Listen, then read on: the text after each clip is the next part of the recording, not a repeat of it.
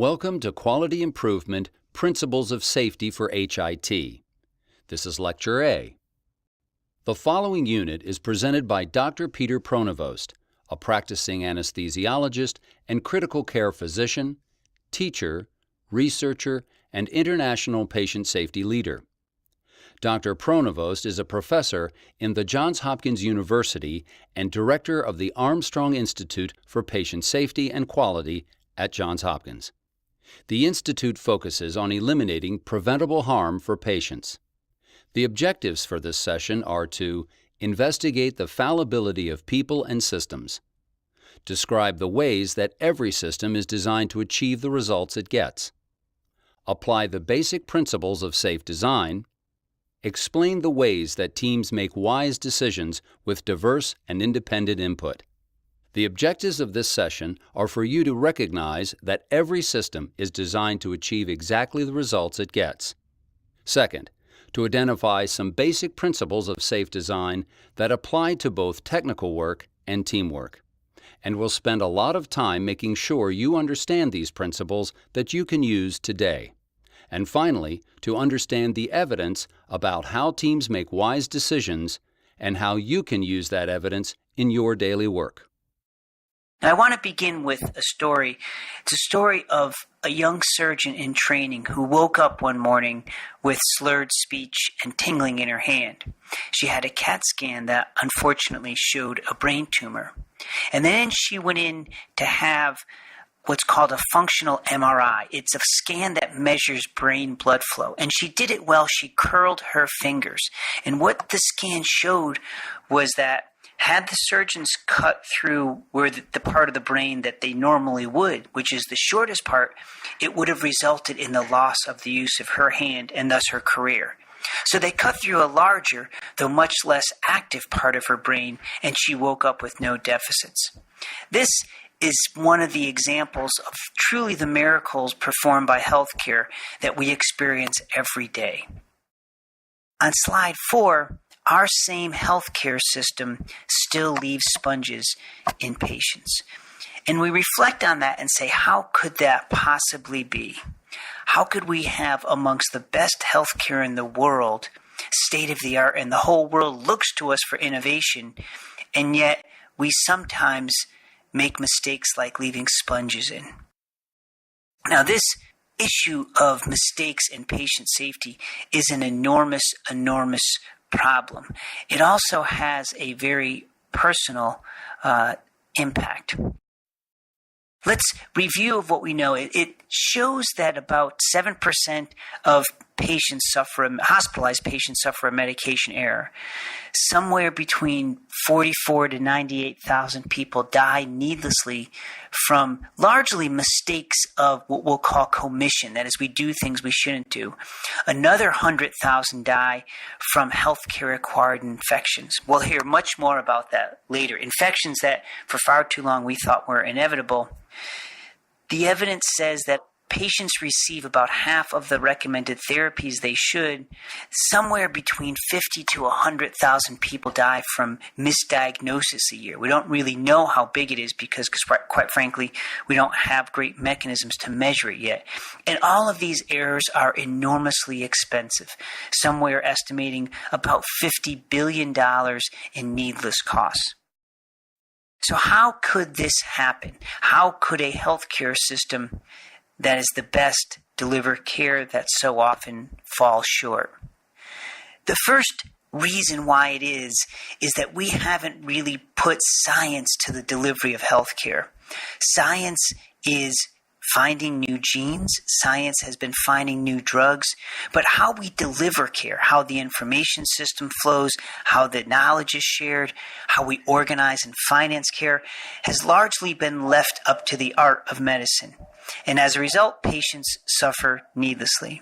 So if we're going to try to improve that science or build upon it, we need to understand the foundation. And this section is going to give you that foundation. And there's 5 basic principles that we're going to walk through and make sure we understand.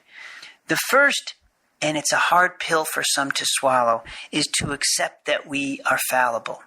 You see, for too often in healthcare, we've operated under the assumption that doctors and nurses don't make mistakes, that we're perfect, that we expect perfection of ourselves, and when we fall short, which we will inevitably do, there's guilt, there's darkness, there's shame. And it's quite profound when we change our mindset and start assuming that things will go wrong rather than right. That as we approach our work thinking that we know we're human, we're fallible, and therefore we have to defend against mistakes. Some of you who have children may have done this when your toddler started walking and you went through your house removing breakables, putting gates up at the tops of the stairs so that you proactively identified hazards. We don't do that very often in healthcare, and we need to. Second principle is understanding that every system is perfectly designed to achieve the results it gets. That is, it's not workers who are to blame largely when mistakes happen, it's the system.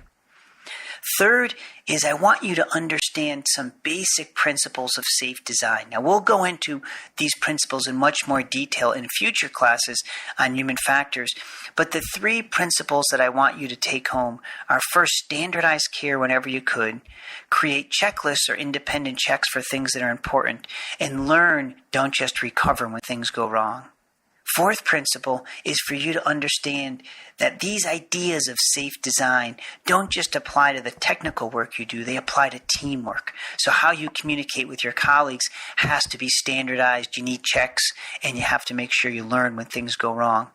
And lastly, I want you to understand the overwhelming evidence that teams make wise decisions with diverse and independent input. So that is, make sure if you're on a team, you speak up and say what you are thinking. And if others are leading teams, that you listen to them, because in the end, you'll make wiser decisions. Now, let's go through this idea of systems and see how every system is perfectly designed to achieve the results it gets. Well, there was a patient who was overdosed with morphine. Morphine is a narcotic pain medicine that if you give too much of it, it could stop your breathing. And when that happened, the typical response was, oh, that was the nurse's fault, or that was the doctor's fault, and that was about it. But when we investigated it with this systems lens, we found something very, very different. We found that there was poor communication between the resident doctor and the nurse. The resident ordered something that the nurse suspected was not the right dose, but the nurse didn't speak up because the last time she questioned this doctor, she got barked at and didn't want to put herself in that risk again. We found that the doctor had inadequate training in physician order entry. We found out that there was no protocol for pain management in the physician order entry. We made the doctors guess what the right therapy was rather than supporting them. And there was inadequate decision support tools, that is, tools to catch this overdose. So to put ranges in to say, hey, this dose is out of what normally is prescribed. Do you do it? So what superficially may seem like, oops, doctor made a mistake or nurse gave a medicine, in reality is much more complicated. And all these vulnerabilities could have prevented it. Now, this model that I'm showing you on slide 9, which is a model from Jim Reason, perhaps the world's greatest incident investigator, is called the Swiss cheese model. And the holes represent vulnerabilities or hazards in our work environment, and we all have them. And these hazards are dynamic. They change over time. They open and close. And when all the holes align, that is, there's inadequate communication, there's inadequate training, there's lack of protocols and management, errors could occur. But on the upside is closing any one of those holes could protect against the mistake actually reaching the patient. And that's what we're hoping you're going to do as you design and implement information technology systems. On slide 10, I put a taxonomy of different system factors. There's patient characteristics. There's things about the task, like entering an order. There's skills of the individual provider. There's team factors, the way the group works.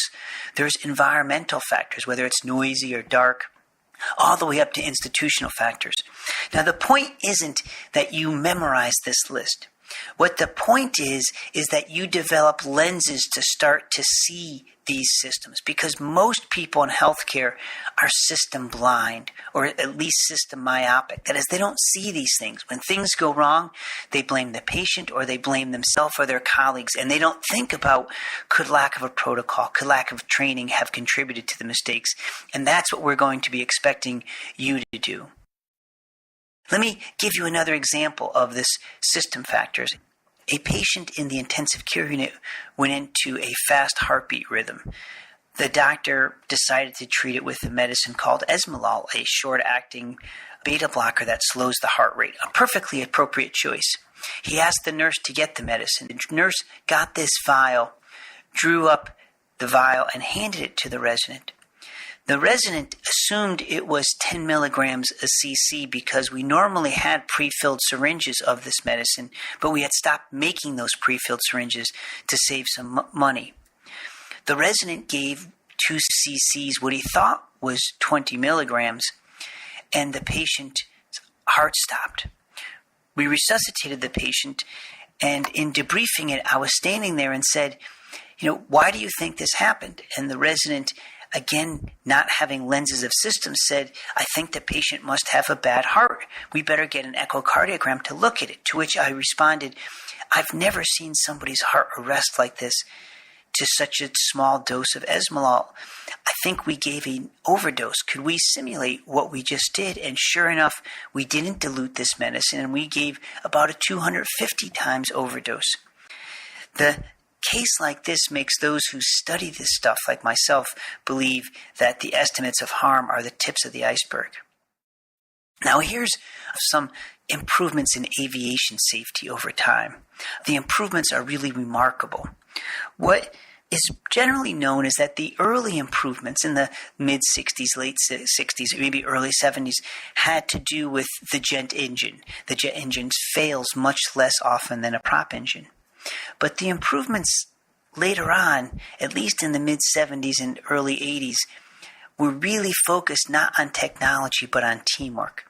Because the voice cockpit recorders of several air crashes sounded something very similar to the Air Florida crash that went into the icy Potomac River about 15 years ago now. It was December, cold, rainy day. The flight was behind schedule. And I'm going to paraphrase, not quote exactly from the record, but essentially the flight was behind, it was sleeting out, and the co-pilot was speaking to the pilot. The plane started rolling down the runway. He said, Captain, wings are boggy. Captain, we're slow on approach. Plane continues rolling. Captain, wings are boggy. Captain, slow on approach. Captain, slow on approach. Captain, not going to clear takeoff. Captain, not going to clear takeoff. Captain, we're going down. 7 admonitions from a scared co-pilot that apparently fell on deaf ears.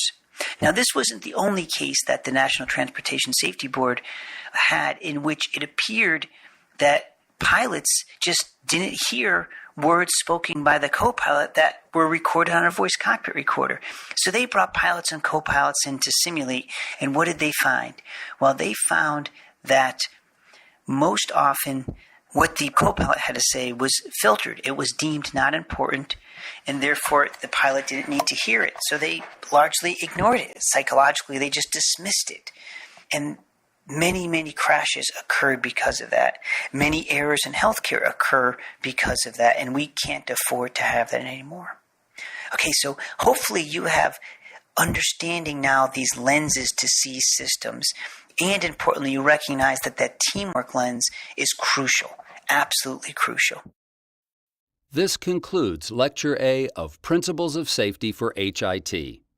In summary, we've taken a look at some of the major considerations in developing a science of safety, including describing the ways that every system is designed to achieve the results it gets, and applying basic principles of safe design.